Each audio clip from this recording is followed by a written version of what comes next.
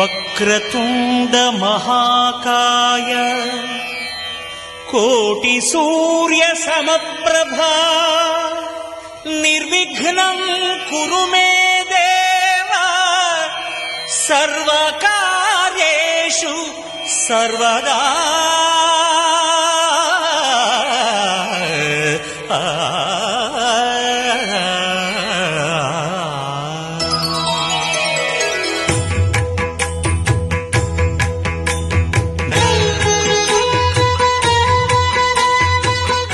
गणनायकाय गणदैवताय गणाध्यक्षाय धीमहि गुणशरीराय गुणमण्डिताय गुणेशानाय धीमहि गुणातीताय गुणाधीशाय गुणप्रविष्टाय धीमहि एकदन्ताय वक्रतुण्डाय गौरीतनयाय धीमहि गजेशानाय भालचन्द्राय श्रीगणेशाय धीमहि।